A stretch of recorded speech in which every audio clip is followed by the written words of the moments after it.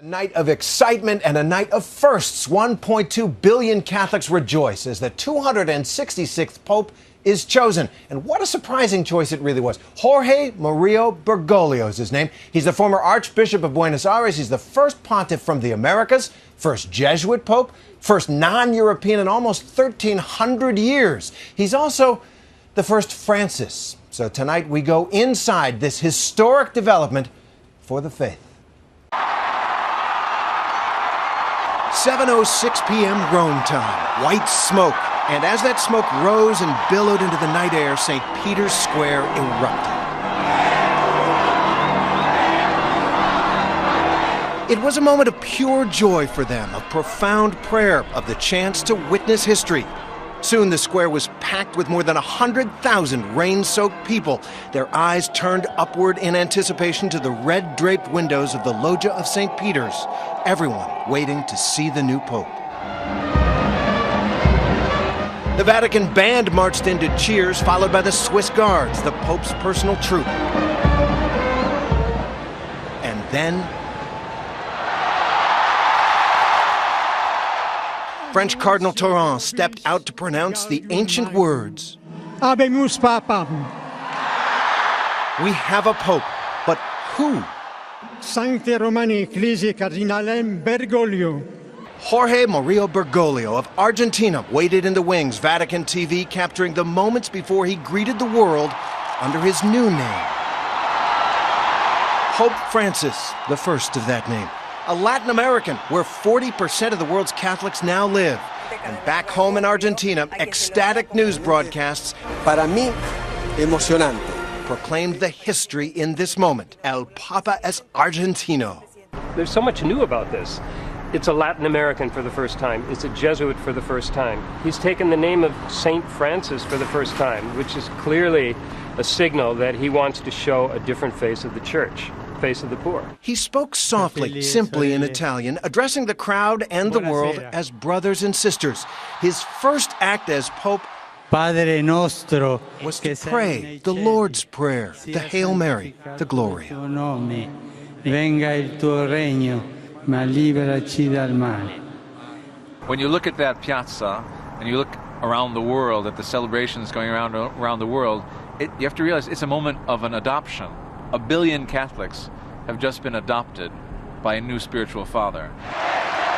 It is such a monumental and a grand scene. The Pope has such power.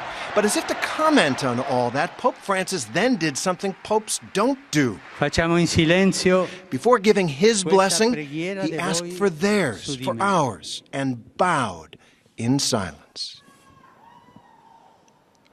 He's staking out new ground. He's announcing that he's going to do things differently. He is 76 years old, the son of Italian immigrants to Argentina, who trained as a chemist and danced the tango before discovering his call to the priesthood. He is a Jesuit, the religious order that's played such a powerful and controversial role in the church, at times drifting too far to the left for the Vatican, that conventional Catholic wisdom had it that no Jesuit would ever become pope. I think it's safe to say that the Jesuits are no longer in the doghouse with the Vatican. The Jesuits are a religious order founded in 1540 by St. Ignatius Loyola, and as a Jesuit, the new Pope Francis will have been living vows of poverty, chastity, obedience, and the spirituality of finding God in all things. As Archbishop of Buenos Aires, Bergoglio struck a different profile from the usual princes of the church, living simply, close to the people, championing the rights of the poor and blasting the privileged. He doesn't have a driver and a car. He takes public transportation. He doesn't live in a palace, as most residential archbishops do. He lives in a simple apartment. He cooks his own meals. And he chose the name Francis to reflect that commitment to simplicity, the name of one of the most revolutionary figures in all of Christianity, St. Francis of Assisi, who lived a life of radical love for the poor, for the planet. I've always been surprised that no pope has chosen Francis. It really says poverty, simplicity, working with the poor. And I think that's what the church is really about, particularly in the developing world and the Southern Hemisphere. So it's a reminder of Christ's life of poverty. And just by the choice of name, he has reminded us all of that. Can a pope live simply? That will be very interesting to find out. One of the problems of the church's credibility is that almost everything a pope does is framed in this kind of gilt frame of beauty and art and opulence. And it will be interesting to see if this pope does things differently. But Pope Francis is also a staunch traditionalist. He's compared abortion to a death sentence and called gay marriage destructive of God's plan. But for the faithful in St. Peter's Square tonight, including many Americans, this was about the future, about renewal. I feel like, in a way, a religious inauguration, that feeling of hope and a new beginning, a page turning. This is a great time to be Catholic. Yeah. Cardinal Timothy Dolan of New York told reporters there were high spirits inside the Vatican, too. We toasted him, and then he toasted us, and he simply said, "May God forgive you."